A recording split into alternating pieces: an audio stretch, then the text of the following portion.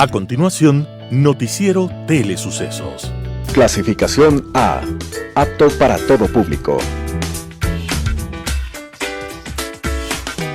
Un noticiero pensado para usted porque se lo merece.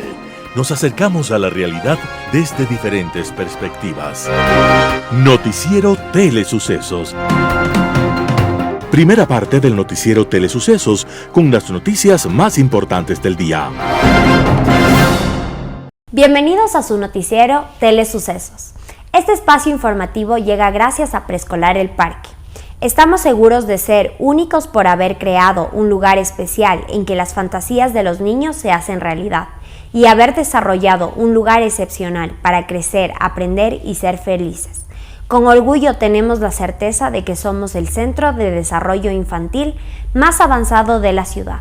Comuníquese al 099 73 72 081.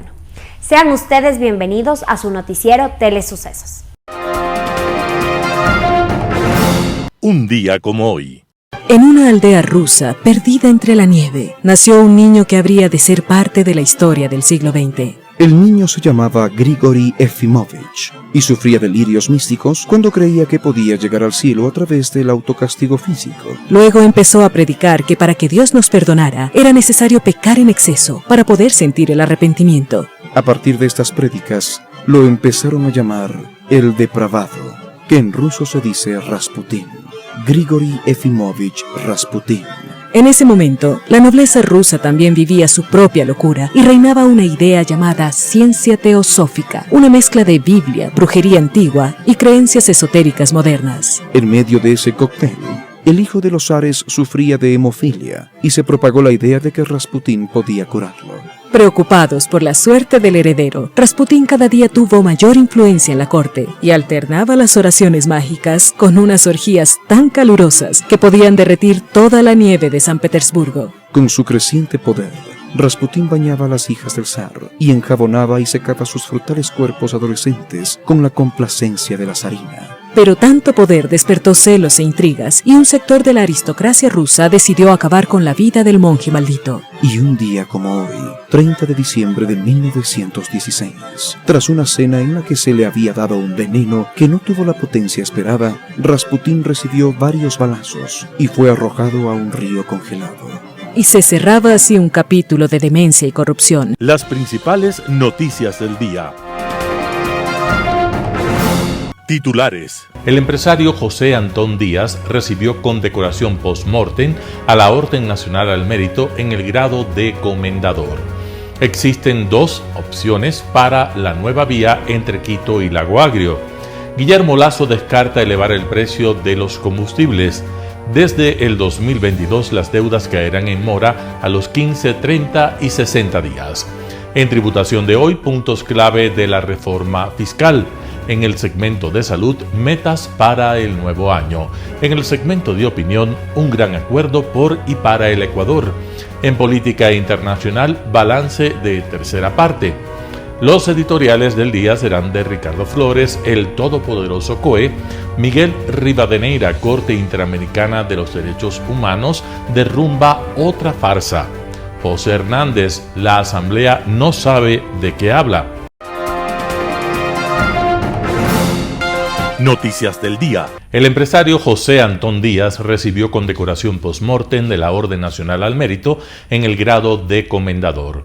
José Antón Díaz, hijo de los libaneses Esteban Antón y Cristina Díaz, estuvo casado con Violeta Bucaram de Antón, con quien formó un hogar y procreó 4 hijos: María Elena Antón de Ance, José Antón Bucaram, Janet Antón de Ance y Patricia Antón de Himlet.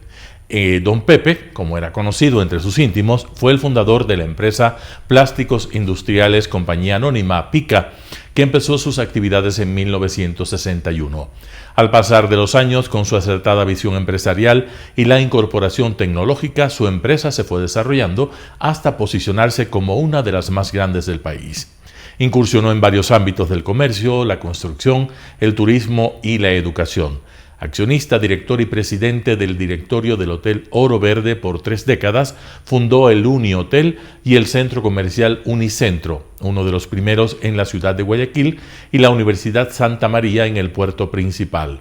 además de haber sido presidente del directorio del diario El Telégrafo y presidente del directorio del Banco Sociedad General de Crédito, entre otros. El presidente de la República, Guillermo Lasso, entregó el pasado 14 de diciembre la condecoración post-mortem a la Orden Nacional al Mérito al grado de Comendador al reconocido empresario guayaquileño, fallecido el 12 de julio de 2014. Existen dos opciones para la nueva vía entre Quito y Lago Agrio. La erosión del margen izquierdo del río Coca destruyó un importante tramo de la vía Quito-Lago Agrio en el sector de Piedra Fina en la provincia de Napo. Carolina Ormaza, viceministra de Infraestructura del Ministerio de Transporte y Obras Públicas, dice que la institución estudia dos alternativas para habilitar el tránsito por esa zona. La primera es una carretera de 19 kilómetros que se ubicará en el margen izquierdo del frente erosivo, pero a una distancia considerable de ese punto crítico. Requiere una inversión de aproximadamente $40 millones. La vía pasará a 2 kilómetros de la boca del volcán Reventador, lo que, aunado el estado del suelo y las lluvias, es un riesgo que estamos evaluando para ver si es una alternativa viable. La segunda opción es construir una nueva vía de 80 kilómetros al lado derecho del frente erosivo con una inversión de $140 millones. De esa alternativa ya existe un tramo de 15 kilómetros y los últimos 20 ya fueron construidos por la Corporación Eléctrica del Ecuador, CELEC. Lo que nos falta son 45 kilómetros de carretera. Esta opción da mayor tranquilidad desde el ámbito técnico y se la considera más segura porque se halla en una zona que no está afectada por la erosión, indicó la ministra. Máximo hasta la primera semana del 2022 se espera que se escojan una de las dos alternativas. Guillermo Lasso descarta elevar el precio de los combustibles. La tarde del martes 28 de diciembre, el presidente Guillermo Lasso descartó revisar el precio de los combustibles y agregó que es una decisión tomada hace varias semanas. El presidente dijo que no van a elevar el precio de los combustibles, así que todo el mundo tranquilo. No hay ningún cambio, es lo que le conviene al pueblo ecuatoriano y esto ya fue resuelto hace algunas semanas. Desde el 10 de noviembre, la Confederación de Nacionalidades Indígenas del Ecuador, CONAIE, y otras 3 organizaciones esperaban una respuesta del gobierno sobre la propuesta de reducir el precio de los combustibles, de la gasolina extra y del diésel. El gobierno propuso tomarse entre 15 y 21 días para tomar una decisión. Sin embargo, no se había pronunciado hasta este martes, en que el presidente señaló que no habrá cambios en este tema. Más allá de la decisión gubernamental sobre el tema, ISA ya había anunciado que en enero iniciarían medidas de hecho indefinidas y que en los últimos días declaró que no habrá más diálogo con el régimen. Desde el 2022, las deudas caerán en mora a los 15, 30 y 60 días. Desde el 1 de enero de 2022, las deudas pasarán a vencidas a los buros de crédito a los 15, 30 y 60 días según el segmento y del tipo de deudor, como lo era antes de la pandemia. Los clientes de las entidades financieras deberán tener en cuenta este cambio para que los retrasos en los pagos de sus créditos no afecten su calificación de riesgo. En octubre de 2020, la Junta de Regulación Monetaria y Financiera aprobó la Resolución 609-2020-F, que permitió que las deudas cayeran en mora recién a los 61 días de impago. Esto permitió amortiguar el shock de la ruptura de la cadena de pagos generado por la pandemia y, al mismo tiempo, ayudó a mantener la capacidad de la banca de apoyar a los clientes que todavía requerían algún tipo de alivio financiero, dijo el directivo. A octubre de 2020, los alivios financieros representaron el 36% de la cartera total de crédito. Cerca del 63% de los alivios fue para créditos productivos, es decir, del sector comercial, microcrédito o vivienda, y el 37% restante para créditos de consumo y también en el área de educación. El indicador de morosidad se ha mantenido en niveles que no son preocupantes para el sector. Según datos de la Superintendencia de Bancos, la morosidad pasó del 2.83% en 2020, noviembre, a 2.36% en noviembre de este año. Ahora, la reducción del tiempo para que una deuda caiga en mora es necesario conocerla para que los clientes planifiquen su presupuesto, para considerar su capacidad de pago y, de ser necesario, también puedan solicitar facilidades para el pago de sus créditos en las entidades financieras. Tributación de hoy con Cristina Trujillo. Soy Cristina Trujillo de su programa Tributación de hoy en el noticiero de Telesucesos. Vamos a hablar de algunos puntos claves o principales que usted tiene que tomar en cuenta de la reforma tributaria que se aprobó hace algunas semanas y que sobre todo ya está en vigencia, por ejemplo, en el caso del IVA, del ICE, y que ya el 1 de enero del 2022 en el impuesto a la renta con carácter de impuesto anual. Es una reforma tributaria que viene por una ley orgánica que reforma a nuestra ley de régimen tributario interno. Algunos puntos importantes que usted va a tomar en cuenta, en consideración. Primero, en el impuesto a la renta, al ser un impuesto de carácter anual, un impuesto directo, la reforma comienza a aplicarse a partir del 1 de enero del 2022. En el caso del IVA, por ejemplo, al ser un impuesto mensual, un impuesto indirecto, la reforma tuvo que aplicarse ya en el mes de diciembre. Puntos importantes que vamos a considerar en el tema del impuesto a la renta.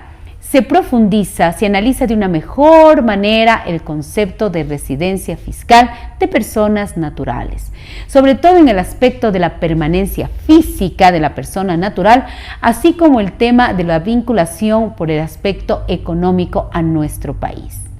Recordemos que pagar impuesto a la renta en el Ecuador es una obligación de las personas naturales residentes, de las sociedades residentes, de las sociedades domiciliadas que tengan un establecimiento permanente en nuestro país y que se generen ingresos de fuente ecuatoriana o no.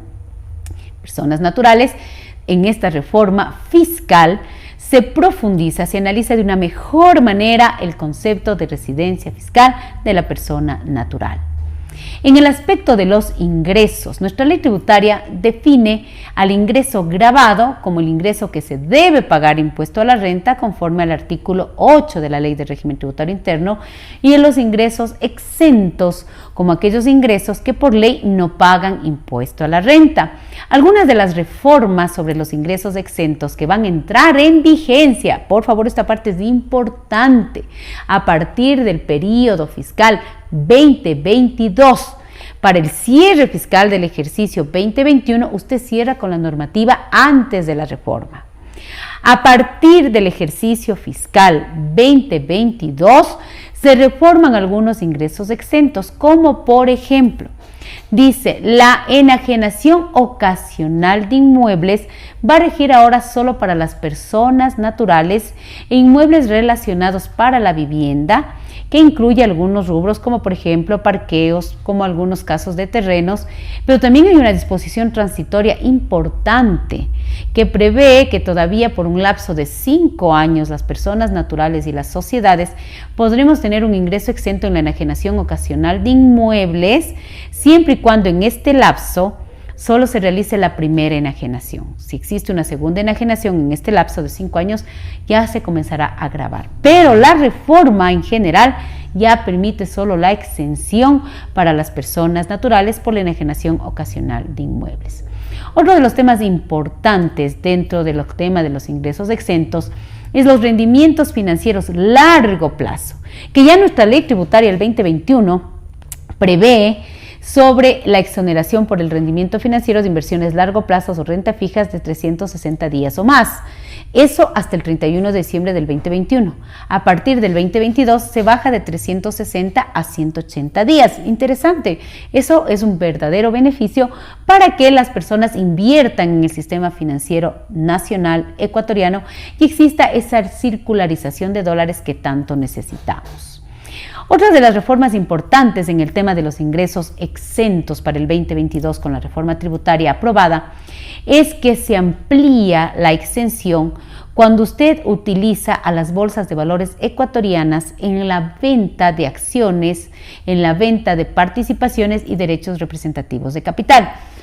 Por regla general, la venta de acciones es gravada con un impuesto único que hasta el año 2021 va del 0 al 10% y a partir del 2022 solo tarifa fija del 10%.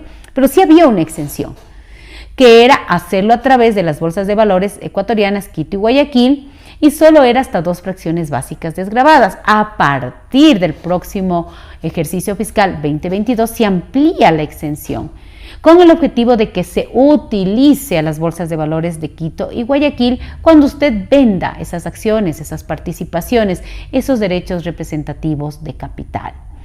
Otro de los puntos importantes en el tema de las deducciones, ya estoy pasando con el tema de costos y gastos deducibles.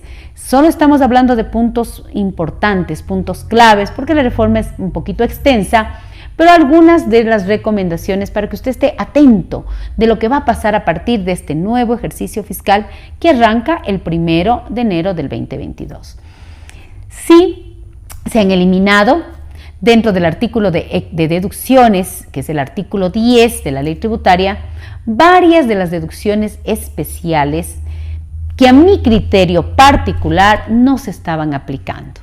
Otras se han incrementado, otras incluso han generado nuevos conceptos de deducciones especiales. Por ejemplo, se elimina para el periodo fiscal 2022 la deducción especial del incremento neto de empleos, la deducción especial, por ejemplo, en el tema que se tenía para contratación de migrantes retornados, de adulto mayor, que no se estaban utilizando, pero se amplían y se crean otras deducciones especiales, yo creo, más enfocados a sectores que posiblemente van a generar mayor productividad.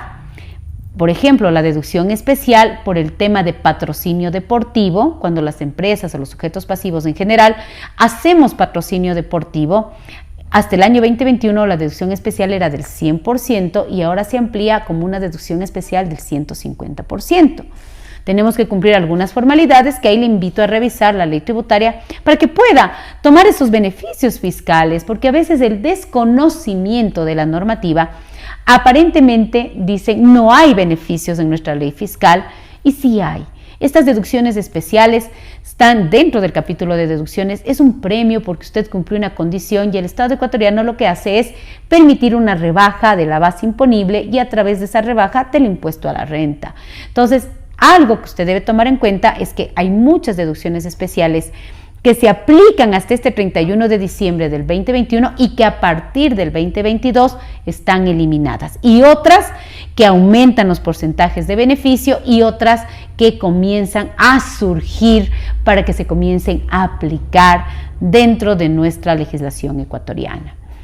También tenemos otros puntos importantes dentro de la reforma tributaria, como son las contribuciones temporales al patrimonio de las personas naturales, al de las sociedades, cumpliendo ciertas condiciones y evidentemente ciertos porcentajes de contribución. Estas contribuciones temporales en el tema de personas naturales, por ejemplo, es una contribución que va a ir con su patrimonio al 1 de enero del 2021, escuche por favor, y es cuando usted tiene un patrimonio igual o mayor de forma individual a $1 millón o igual o mayor a $2 millones cuando tiene sociedad conyugal. ¿Cuándo debo pagar esta contribución temporal? Usted la debe pagar hasta el 31 de marzo del 2022, ¿sí? En el caso de las personas naturales, de las sociedades también, que tienen otras condiciones, y va a ser por una sola vez. De las personas naturales, alguien me preguntaba, ¿la norma prevé facilidades de pago? Sí prevé facilidades de pago a 6 meses sin la cuota inicial que el Código Tributario en el artículo 152 establece para facilidades de pago, que también es algo interesante, ¿no? No de la cuota inicial, lo puede hacer facilidades de pago a 6 meses de esta contribución al patrimonio, tanto de las personas naturales como de las sociedades. La contribución, en cambio, de las sociedades es con un patrimonio referencial del 31 de diciembre del 2020, quienes tengan un patrimonio igual o mayor a $5 millones, y es por 2 años. Sí, con una tarifa que llega al una tarifa del 0,8%. Y también facilidades de pago, y obviamente en el caso de las sociedades es por 2 años. Entonces es importante tener estas consideraciones como los puntos principales y claves de la reforma: contribuciones temporales, reformas en ingresos exentos, reformas en deducciones. Tenemos también la reforma para la tarifa de impuesto a la renta que aplica para personas naturales a partir del año 2022, que va del 0 al 37%, y una de las reformas principales, bases, quizás no entendida todavía, es el tema de los gastos personales, que hoy se transforman en crédito tributario. He querido topar los puntos principales de la reforma tributaria. Nos volveremos a ver con más información porque este tema va a causar muchísimas explicaciones para que usted prepare sus impuestos de una manera adecuada, revise los beneficios también que trae la reforma tributaria y podamos pues cumplir con nuestras obligaciones como sujetos pasivos. Soy Cristina Trujillo de su programa Tributación de Hoy en su noticiero de Telesucesos. Un panorama de noticias para su estatura intelectual.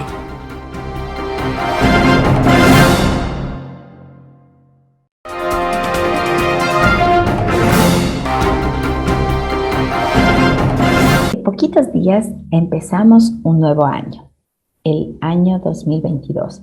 Y usualmente siempre nos cargamos de buenas energías, de buenos propósitos para iniciar el nuevo año. Y es que de alguna manera las personas queremos siempre alcanzar un propósito determinado. Y los inicios de año dan la oportunidad de pensar en eso, de plantearnos metas, de plantearnos objetivos y prioridades para el siguiente año.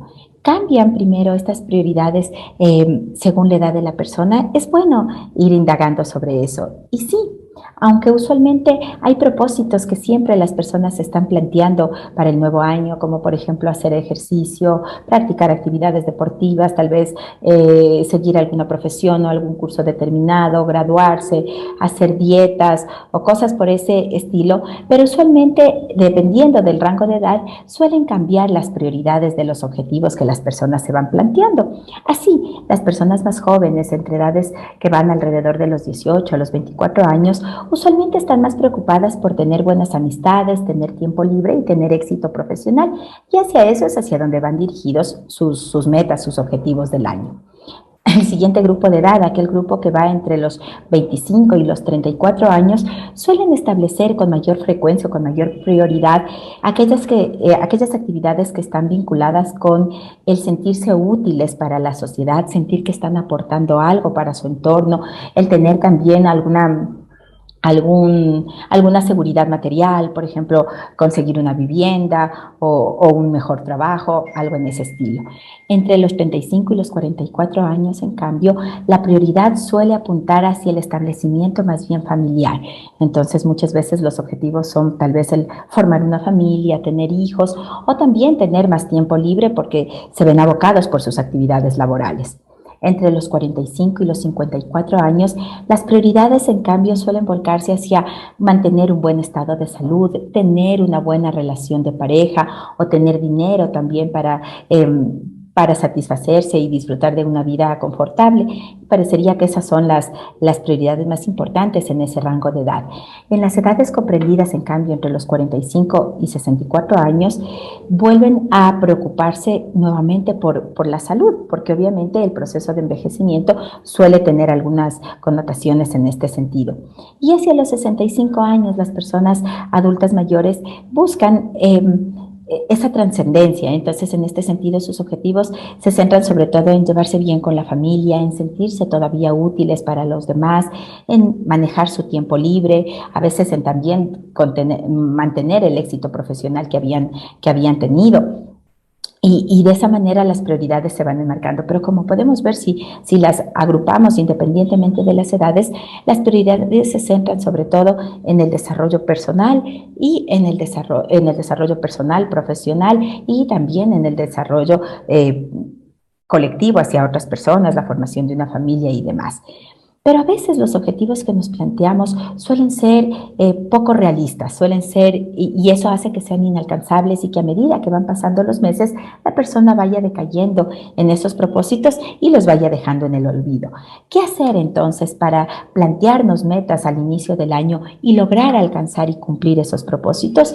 Bueno, lo más importante es plantearnos, en primera instancia, metas realistas, metas que sean alcanzables. Metas que no sean muy grandes porque va a ser muy difícil el conseguirlas, sino tal vez dividirlos en propósitos más sencillos, más cortos, que nos permitirán ir haciendo un seguimiento continuo de los mismos y poder llegar al propósito determinado. También es importante poner tiempos a esas metas, es decir, en un mes voy a conseguir esto, en 2 meses voy a conseguir este otro propósito, para que la persona se vaya motivando a sí misma y pueda ir alcanzando esas metas, esos propósitos. También es útil tener esos propósitos de manera escrita y poderlos visualizar regularmente cada 2 meses, cada 3 meses, de tal forma que vayamos haciendo como un checklist, diciendo, a ver, este lo estoy cumpliendo, este me falta por conseguir, y realizando los reajustes que consideremos necesarios para que podamos conseguirlos de una manera adecuada. Pensemos que siempre tenemos un momento para poder reiniciar, que si hay un propósito tal vez que se cambió a lo largo de los meses, tal vez no por lo que nosotros esperábamos, sino por circunstancias ajenas a nosotros, podemos replantearnos eso y podemos volver a empezar.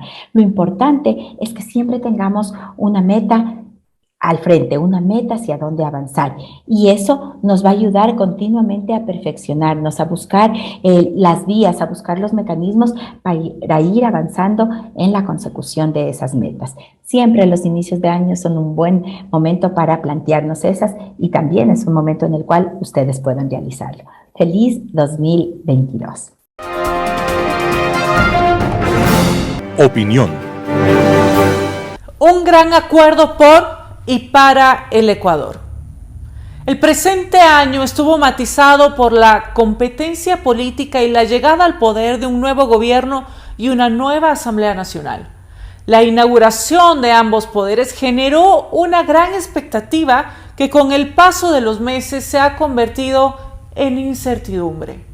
Por un lado, el exitoso plan de vacunación generó una amplia aprobación hacia el trabajo del gobierno, mientras que la destitución de una legisladora involucrada en actos de corrupción era un buen presagio en la lucha contra este mal. 7 meses después, el capital político de ambas acciones se ha esfumado y parece que el ciudadano una vez más ha perdido la confianza en los actores políticos. A esto se suma una pugna estéril entre el Ejecutivo y Legislativo, que en medio de anuncios de muerte cruzada y bloqueo político, perdió el norte para atender las principales necesidades de la ciudadanía, que son empleo, seguridad y acceso a educación y salud. Lamentablemente, algunos políticos buscaron más la Cámara antes que el bienestar de la ciudadanía. Y recién a finales de este año fuimos testigos de un acercamiento entre el Ejecutivo y Legislativo, mismo que se tradujo en un diálogo sin interlocutores y que no permitió llegar a un acuerdo respecto, por ejemplo, a la reforma tributaria propuesta por el presidente. La política, por definición, no es la ausencia del conflicto, es la capacidad que tienen los actores de llegar a consensos a partir de sus legítimas diferencias y sus posiciones contrapuestas. Con la llegada de un nuevo año, la esperanza por un futuro mejor y el anhelo por una política seria y honesta y desinteresada se renuevan. Para no defraudar a los ciudadanos, la clase política debe dar muestras de madurez y desprendimiento anteponiendo las agendas personales para llegar a consensos en favor de la gente. Este nuevo año que está por empezar es una nueva oportunidad para hacer política de la buena. Es necesario marcar la diferencia con un trabajo responsable, desinteresado y altruista en favor del país. Mi deseo para este año 2022 es llegar por fin a un gran acuerdo por y para el Ecuador. Está en nuestras manos lograrlo.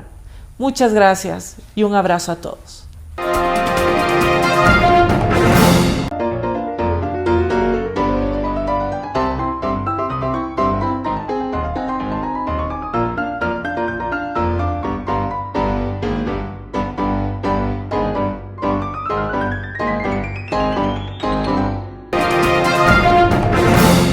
Global Hoy con Alan Carney.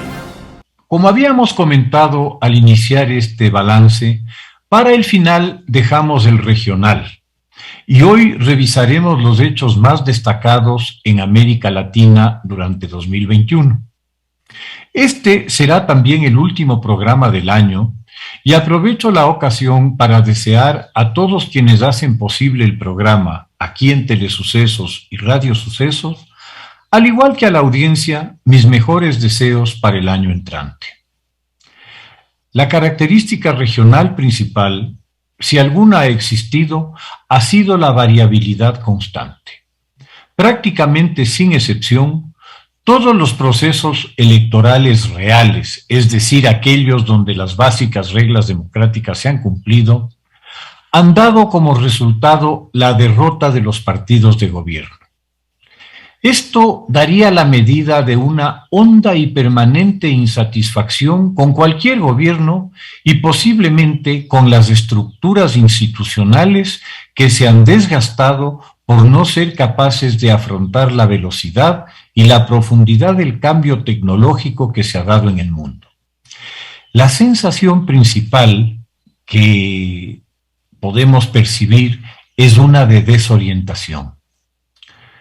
Posiblemente los dos hechos más graves que la región ha sufrido se refieren al aspecto educativo, el primero, donde en 2021 los alumnos perdieron 170 días de clase en promedio frente a una media global de 40, es decir, 4 veces más. Esto pone en evidencia el fracaso absoluto del aparato educativo de la región, a lo que se suman las ya conocidas y no resueltas deficiencias de una formación libresca de espaldas a la realidad y a las necesidades del mundo actual, las ciencias, la tecnología y los idiomas para un mundo cada día más cercano e interconectado. La segunda es la migración, que se ha vuelto la más devastadora encuesta sobre el fracaso de los gobiernos en su gestión. Los millones de migrantes venezolanos que huyen del desastre socioeconómico causado por Maduro y sus pandillas se unen ya a miles de cubanos que, siguiendo los pasos de pasadas generaciones, buscan alguna oportunidad fuera de un país de espaldas al mundo, anclado en una jaula ideológica de eslogans vacíos y de cientos de miles de nicaragüenses expulsados por una dictadura cuyas cercanías prácticas con las de la familia Somoza resultan inocultables. La crisis económica argentina también está, al parecer, propiciando un éxodo importante de personas y capitales, sobre todo hacia sus vecinos Uruguay y Paraguay. El primer trimestre de 2021 fue en general muy lento por la gravedad del impacto de la pandemia en toda la región. En marzo se produjeron grandes manifestaciones y muy fuertes enfrentamientos en varias ciudades de Colombia, sobre todo en Cali, por demandas laborales y contra la desigualdad. Este latente escenario será parte central de las elecciones generales en 2022, con visos de polarización, otra de las constantes que se pudo observar en los procesos electorales del año 2021 en la región. Ecuador vivió su proceso electoral a 2 vueltas entre abril y mayo, con la victoria de Guillermo Lasso sobre el delfín correísta Arauz, pero sin lograr un bloque parlamentario significativo que le permita llevar adelante un proyecto económico que le devuelva dinamia al aparato productivo. Cabe destacar, sí, su notable éxito en la vacunación de un alto porcentaje de la población en un proceso reconocido como ejemplar en el mundo, como contraste del trágico abril del año 2019 con las imágenes de la tragedia de la pandemia en Guayaquil recorriendo el mundo. En Perú se celebró la segunda vuelta electoral de las elecciones presidenciales entre los extremos del espectro político. Pedro Castillo por la extrema izquierda y Keiko Fujimori de la extrema derecha. La victoria de Castillo, por la evidente carencia de cuadros e impreparación del electo, han dado lugar a una situación de perpetua crisis e inestabilidad, con varios escándalos de corrupción cada vez más cercanos al propio presidente. El fantasma de la vacancia está muy presente en el país. En mayo se eligió en Chile a los delegados para la redacción de una nueva constitución para reemplazar a la vigente, que ha generado un crecimiento de la desigualdad, según sus detractores, junto a un importante desarrollo económico que ha reducido los niveles de pobreza del 43% en 1991 al 8% en 2021. Junio trajo las elecciones parlamentarias y de gobernadores en México. En las segundas, el partido gobernante Morena, del presidente López Obrador, obtuvo una contundente victoria, no así en las legislativas, donde perdió la mayoría calificada, lo que le obliga a negociar acuerdos con la oposición.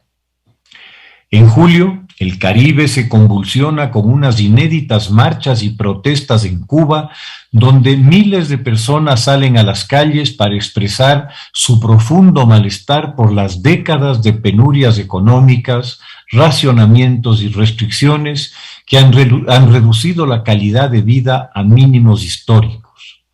Los 60 años de régimen dictatorial únicamente han enriquecido a la minúscula élite gobernante, política y militar, que ha salido a defender sus posiciones a sangre y fuego en una represión feroz que mantiene encarcelados a miles de opositores. En Haití, el 7 de julio es asesinado el presidente Jovenel Moïse por un comando de sicarios colombianos en casi su totalidad, con objetivos muy poco claros. Una investigación del New York Times sostiene que Moïse estaba por entregar un extenso listado de personas vinculadas al narcotráfico al gobierno norteamericano. De hecho, los sicarios registran la casa presidencial y se llevan documentos de la caja fuerte. Nunca se aclaró la total inacción de la Guardia Presidencial, que en este terrible evento brilló por su ausencia. Desde mayo se inicia en Nicaragua el plan de la dictadura para asegurar la reelección de Ortega y su esposa a la presidencia y vicepresidencia del país, consistente en eliminar a la oposición ante la evidencia de las encuestas que mostraban a Ortega como perdedor ante cualquiera de 7 candidatos opositores. El plan culminaría con el encarcelamiento o el exilio de todos ellos y la pírrica, llamémosle, victoria del dictador en una elección con cerca del 75% de abstención. Únicamente congéneres políticos como Díaz-Canel o Maduro han dado alguna validez al vergonzoso proceso. En Argentina, las elecciones legislativas significaron un grave revés para el gobernante partido peronista, que por primera vez desde el retorno a la democracia pierde la mayoría en el Parlamento. La vicepresidenta Cristina Fernández trata de desmarcarse del relato oficial, afirmando que se trata de una derrota sin precedentes. La situación de la economía es sin duda muy grave para el país y el gobierno, que ya ha llevado al 42% de los argentinos a la condición de pobreza, es decir, qué curioso, a donde estaba Chile hace 30 años. Una inflación del 50% anual y unas obligaciones de pago de financiamiento con el FMI marcarán el pulso político de la última etapa del gobierno. Las elecciones chilenas fueron el último proceso del año y nuevamente asistimos a la polarización del espectro. En primera vuelta ganó estrechamente Kast, candidato de la derecha radical, entrando segundo Boric, el candidato de la izquierda dura, la de las marchas y protestas de octubre de 2019. En la segunda vuelta, el 17 de diciembre, triunfa Boric por una campaña mucho más moderada, bien dirigida a sectores jóvenes y de mujeres. Habrá que ver cuál es el curso que adopta para mantener y mejorar una economía que ha sido vista como modélica por todos los inversionistas del mundo. Muchas gracias y un feliz año nuevo. Editorial. El todopoderoso COE, artículo de Ricardo Flores publicado en 4 Pelagatos. Desde el 14 de marzo de 2020, el Comité de Operaciones de Emergencia Nacional COE es la entidad encargada de dar los lineamientos y las directrices para el control de la pandemia por COVID-19 en Ecuador. Transcurridos casi 2 años, el COE Nacional se ha convertido en una suerte de entelequia todopoderosa que parece tener la capacidad de reducir aforos de restaurantes, locales comerciales, estadios, exigir certificados de vacunación o pruebas negativas de COVID-19, establecer los horarios de funcionamiento de las playas e incluso prohibir la quema de los conocidos años viejos en fin de año. No obstante, existe una pregunta que cualquier persona con cierto nivel de inquietud jurídica se plantea y es: ¿de dónde surgen las atribuciones del COE Nacional para adoptar este tipo de limitaciones o restricciones de derechos? La respuesta es muy sencilla: de ninguna parte. Porque no existe ningún cuerpo legal que permita al COE Nacional tomar este tipo de decisiones. Cada vez que ha sido necesario adoptar medidas que limiten o restrinjan derechos ciudadanos para hacer frente a la pandemia por COVID-19, el presidente de turno se ha visto obligado a decretar un estado de excepción. Los decretos que disponen el estado de excepción son objeto de un control de constitucionalidad por parte de la Corte Constitucional, que en reiteradas ocasiones ha llamado la atención al expresidente Moreno e incluso al presidente Lasso, indicando que la pandemia por COVID-19 hace mucho tiempo que dejó de ser un hecho excepcional, con consecuencias imprevisibles, puesto que llevamos conviviendo con ella casi 2 años. En esa línea, la Corte Constitucional ha instado al Ejecutivo a que presente una ley que permita a las autoridades adoptar determinadas medidas que sirvan para controlar los efectos perjudiciales de la pandemia sin tener que recurrir a cada momento a un estado de excepción. El expresidente Moreno, antes de abandonar Carondelet, presentó a la Asamblea Nacional un proyecto de ley intentando dar cumplimiento a la disposición de la Corte Constitucional. Sin embargo, el proyecto estaba tan mal concebido que el presidente Lasso lo tuvo que retirar por adolecer de vicios de inconstitucionalidad, y desde ese entonces no se ha presentado un nuevo proyecto.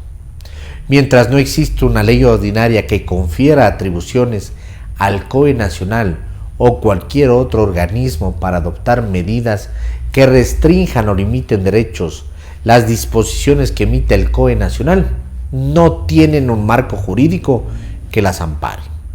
La última ocurrencia del COE Nacional fue prohibir la quema de años viejos el día de fin de año. Más allá de lo oportuno o no que resulta la tradición de utilizar explosivos en fin de año y de la facultad que tiene el COE para adoptar ese tipo de resoluciones, carece de toda lógica y sentido común pretender que la prohibición de quemar años viejos pueda servir para precautelar la salud de los ciudadanos y evitar el contagio de COVID-19. Adicionalmente, tal como señaló la alcaldesa de Guayaquil, Cintia Viteri, se podrá dar cumplimiento a tal disposición en la medida en la que el COE Nacional o el Estado facilite los recursos y el contingente necesario para poder hacer los controles respectivos.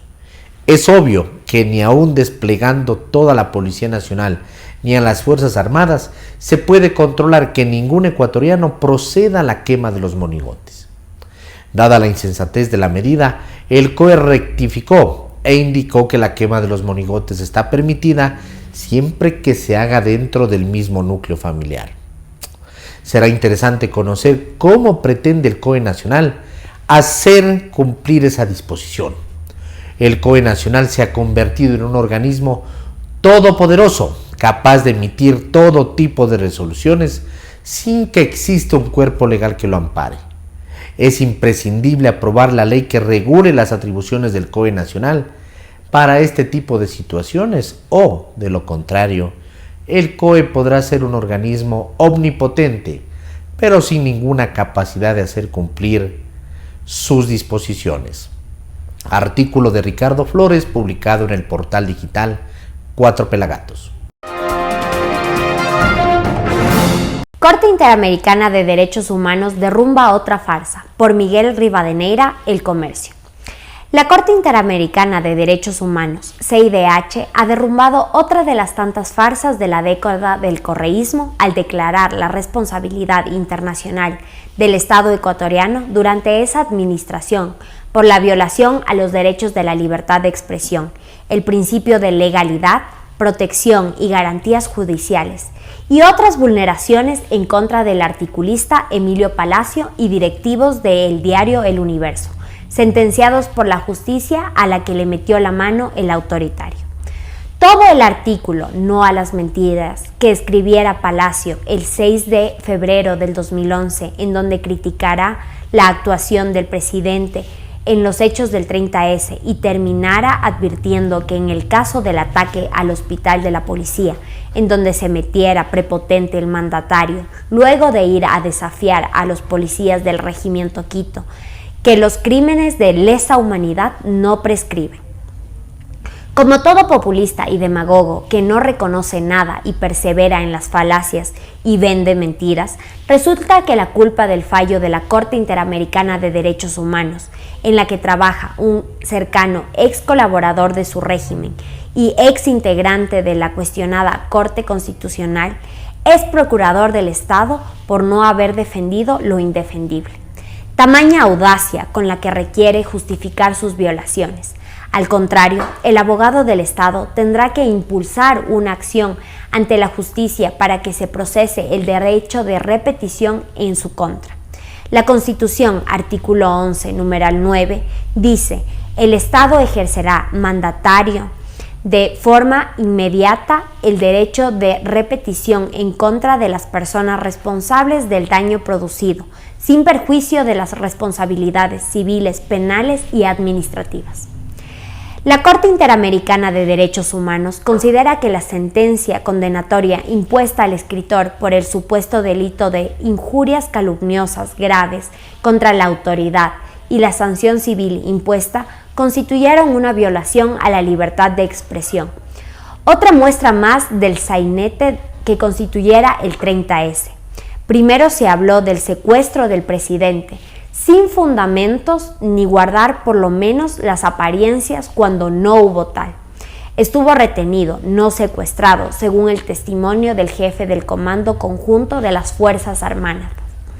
Semanas antes de este fallo, varios policías que fueron a la cárcel, dados de baja de la institución, destruidas sus familias y que vivieran un drama humano, fueron reivindicados por la justicia al revisarse sus sentencias condenatorias y de manera definitiva y declararles inocentes. Pero ¿quiénes les repara el daño que les irroga este régimen abusivo del poder? Ojalá esta sentencia de la Corte Interamericana de Derechos Humanos abra los ojos a organismos internacionales, la Interpol, abogados, actores del exterior que viven comidos el cuento de la supuesta víctima de persecución política y así han deslegitimado la sentencia condenatoria por corrupción y delincuencia organizada en el caso Sobornos. Miguel Rivadeneira, El Comercio. La Asamblea no sabe de qué habla. José Hernández, 4 Pelagatos. De los perfiles que mostró este año la Asamblea Nacional, entre muchos frustrantes, hay uno producido por las asambleístas, la aparición de una suerte de corporativismo sexual que conduce a que las diferencias, incluso las políticas, se disuelvan ante un imperativo considerado por ellas como categórico: la diferencia de sexos. El género lo es todo. En ese punto, las asambleístas no son excepción. Proceden como ocurre en la sociedad con los sectores feministas más radicales que han convertido la lucha por sus causas en un verdadero campo de batalla. Pero la Asamblea no es un territorio neutro. Es el espacio de la política por antonomasia, un lugar de debate, de deliberación. La institución donde se cruzan argumentos y la palabra no debería ser una unidad léxica, sino un arte que se ocupa de la cosa pública, de las cosas del Estado. Lo propio de la política es entonces la producción de ideas y controversias, también destinadas, se entiende, a que los ciudadanos cohabiten cívicamente y busquen, más allá de sus diferencias, el bien común. Nada más alejado de la política que la existencia de rebaños, como se vio con el correísmo, o guetos que bajo cualquier manto, la patria, la revolución, la religión, la familia, el género, se arrogan el derecho de pensar y hablar a nombre de todos. Ni modo, eso ocurrió, entre muchas otras cosas, este año en la Asamblea. El caso paradigmático para ilustrar, aunque no es el único, es el de Diego Ordóñez. Ese asambleísta oficialista fue arrastrado en redes, demandado en el CAL y sancionado sin que hasta ahora se sepa por qué. La asambleísta archicorreísta Mónica Palacios lo denunció por un tuit. El 4 de noviembre Ordóñez escribió: pasar del tubo a la curul surgen estas argucias torpes. Ese fue su comentario a un tuit en el cual 4 pelagatos promocionaba una nota que decía: Mónica Palacios era la última esperanza de los que quieren destituir al presidente. Dijo que tenía la prueba y se dedicó a insultar a Lazo. La Super de Bancos de Panamá la desmiente y ahora esa comisión no sabe qué poner en su informe. Ordóñez fue suspendido 15 días sin sueldo.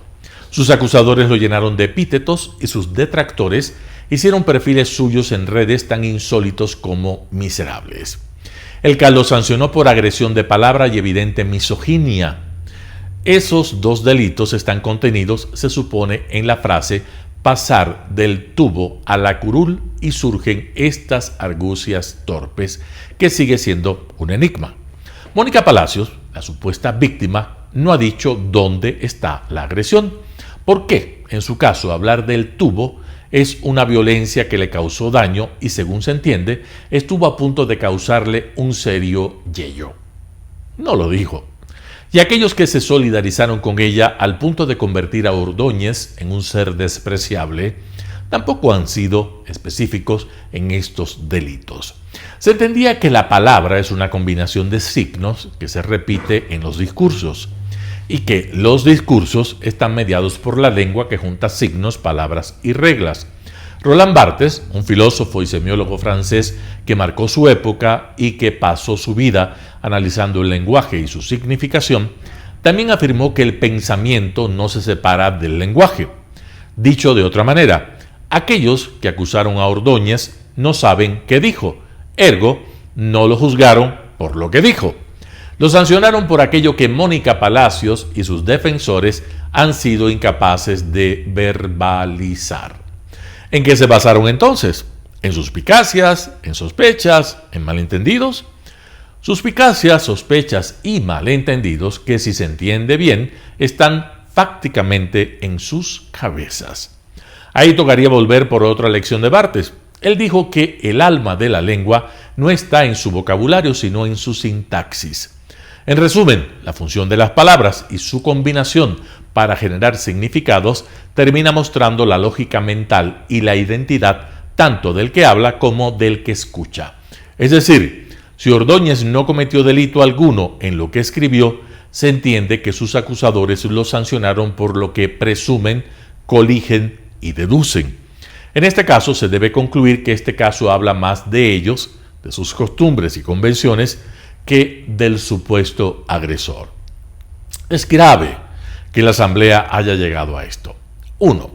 Las asambleístas, en lugar de hacer política, lo que implica cotejar discurso contra discurso, han decidido que prevalezca la identidad de género. 2. La Asamblea ya no necesita en sus debates palabras que definan, que signifiquen, que describan, que nombren. Le basta con epítetos. En vez de lógica, prefiere los equívocos y la sospecha. La Asamblea renunció a las palabras y también a la política. José Hernández, 4 Pelagatos. Gracias por sintonizar el noticiero Telesucesos. Este espacio informativo llegó gracias al Preescolar El Parque. Estamos seguros de ser únicos por haber creado un lugar especial en que las fantasías de los niños se hacen realidad y haber desarrollado un lugar excepcional para crecer, aprender y ser felices. Comuníquese al 099 73 72 081. Síganos en nuestras redes sociales: Facebook Telesucesos Quito, Instagram @telesucesos_, Twitter @telesucesos29, YouTube Telesucesos HD y en nuestra página web www.telesucesos.net. Lo mejor de la mañana informando para usted. Noticiero Telesucesos.